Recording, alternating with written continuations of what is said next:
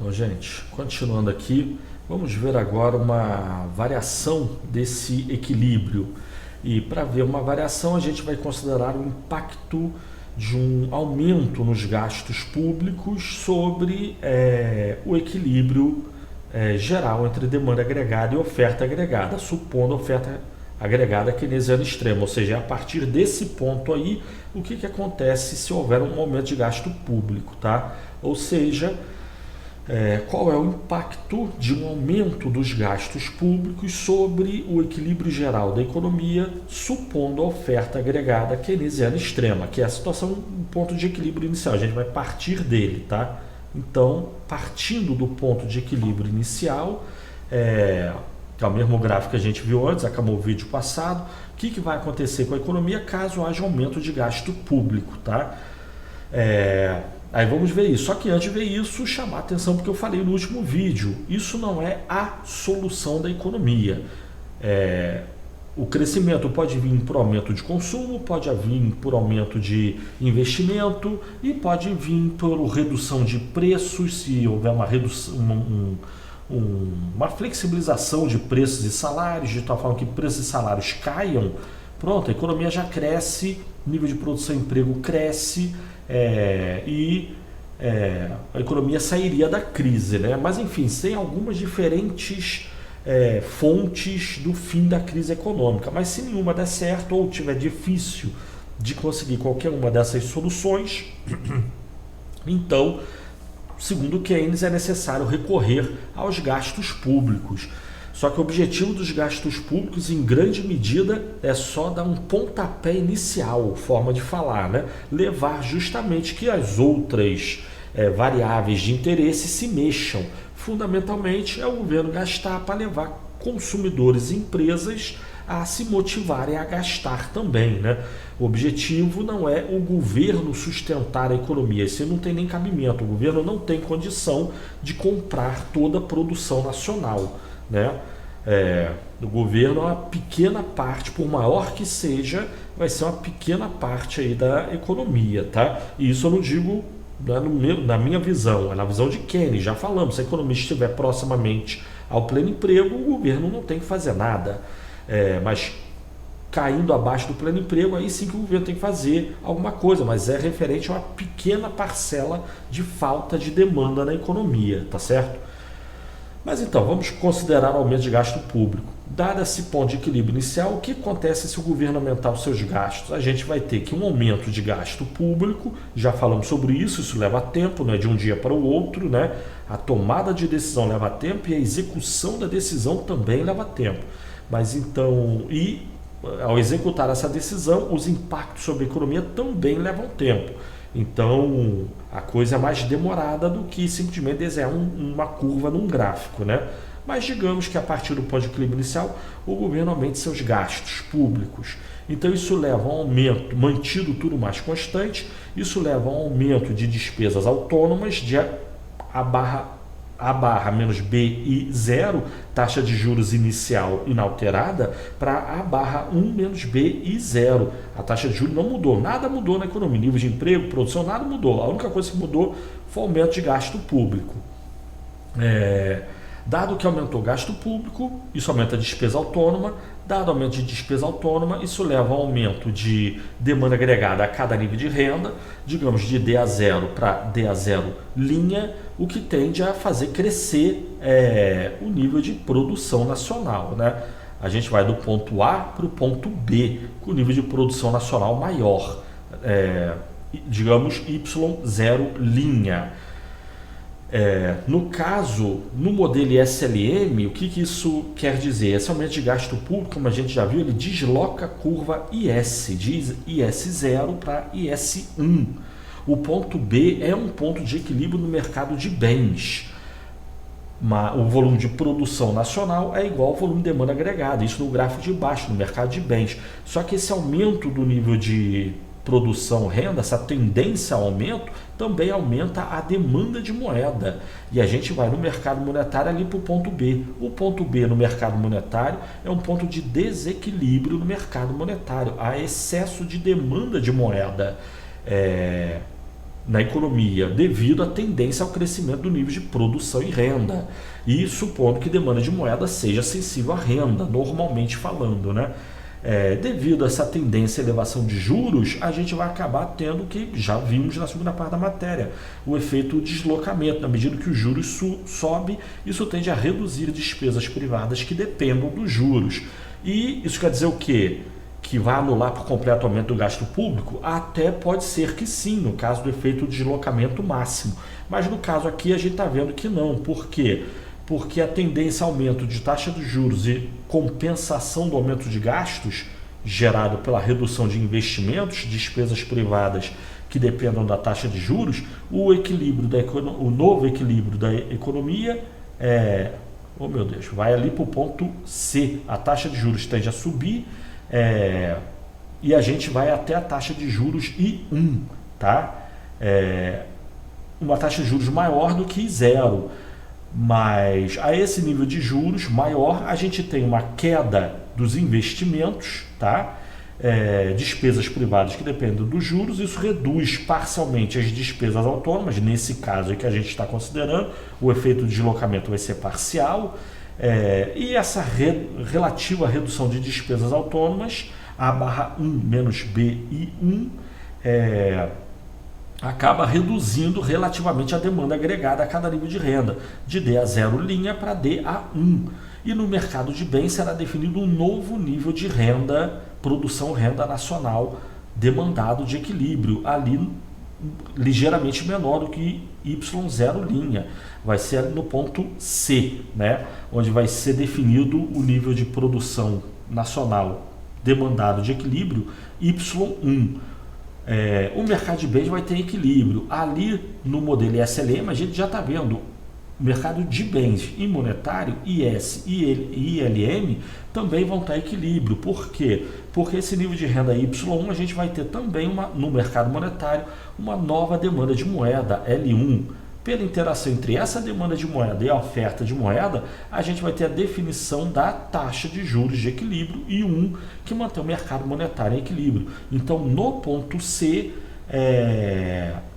o mercado de bens e monetário está em equilíbrio. Então, o ponto C faz parte da nova demanda agregada. Lá em cima, se você olhar o primeiro gráfico, o ponto C faz parte de uma nova demanda agregada criada pelo aumento do gasto público. Por que não é o ponto B? Porque houve efeito de deslocamento. Se não houvesse efeito de deslocamento, a gente iria no gráfico de cima do ponto A para o B. A demanda se deslocaria, toda a curva de demanda, ela se deslocaria do ponto A para o ponto B. Mas como há efeito de deslocamento, acaba que a demanda não vai crescer ao nível de preço P0 do ponto A ao ponto B. Ela vai crescer do ponto A ao ponto C, tá certo? E como a gente já viu, de novo, caso haja ou houvesse variações no nível de preço, isso levaria a variações da oferta real de moeda, dada a demanda de moeda, isso levaria a variação de juros, investimentos, despesas autônomas, demanda agregada a cada nível de renda, o que leva à variação do próprio nível de renda nacional demandado de equilíbrio. Então, pelo ponto C, passa uma nova curva de demanda agregada, vamos dizer DA1. Então, o resultado do aumento, e pronto, acabou-se. No que diz respeito à demanda agregada, é isso que acontece. Nesse caso aí, que a gente está considerando, o aumento de gasto público leva a aumento de demanda agregada. E esse aumento de demanda agregada leva a aumento do nível de produção nacional de equilíbrio, de Y0 para Y1. Como o nível de produção nacional aumentou, nessa situação aí que a gente está vendo, né? Com oferta agregada keynesiana extrema, a gente tem que no mercado de trabalho o nível de emprego também aumenta, ele vai de N0 para N1. Para produzir Y0, a economia precisa de N0 trabalhadores.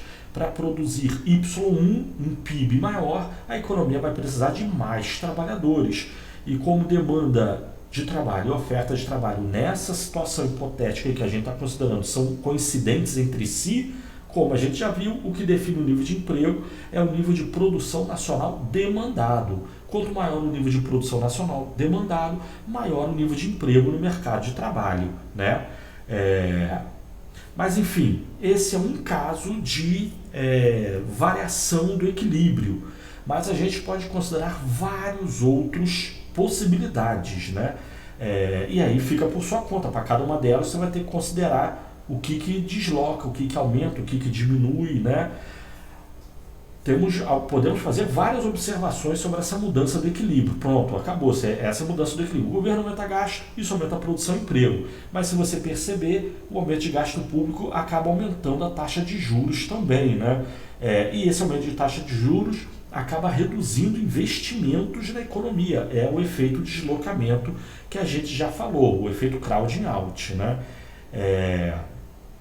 Isso é uma coisa. Outra coisa, o impacto, a mudança de A para C, fruto de um aumento de gasto público, não é algo automático, mecânico, rápido, no instalar de dedos, né? Eu ficar mudando aqui as curvas num gráfico, isso aí leva tempo, tá?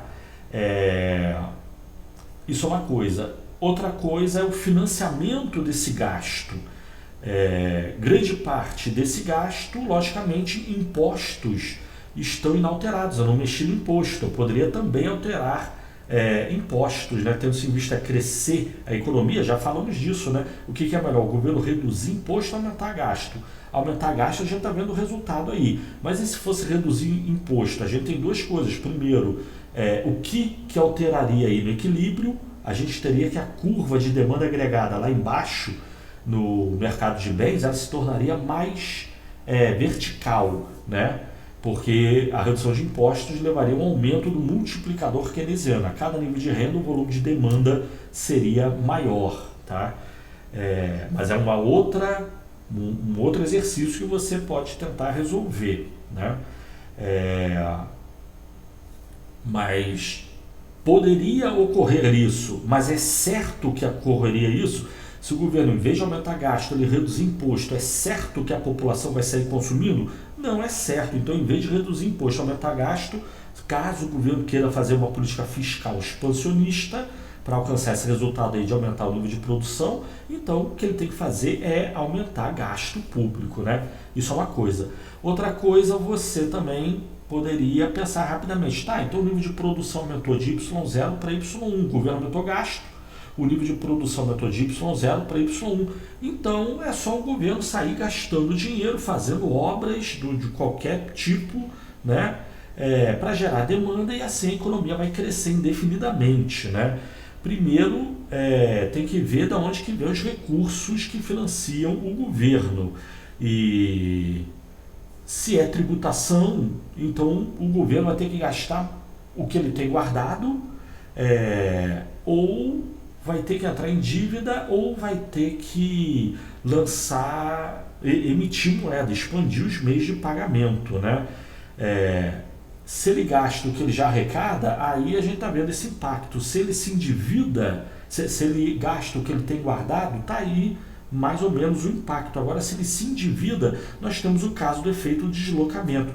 Agora, se ele emitir moeda, o problema muda por completo, né? Porque o próprio mercado de trabalho e a oferta agregada, ela pode se deslocar, como a gente viu na primeira parte da matéria, a inflação e as expectativas inflacionárias. O trabalhador, mesmo desempregado, vai passar a exigir salários cada vez mais altos, né? Mas enfim, esse seria outros problemas, outra questão. Mas estamos vendo aí, o governo aumenta gasto, isso aumenta o nível de produção e emprego. Por que não sai gastando indefinidamente? Primeiro, porque ele pode não ter condição de fazer isso, recursos, dinheiro, né? Mas aí é o que eu estou falando, ele pode ter dinheiro guardado, ele faz uma política como essa, ele se endivida ou começa a dar problema, efeito de deslocamento. Agora, emitir moeda vai dar problema maior ainda, né? São outros exercícios que a gente estaria considerando aqui.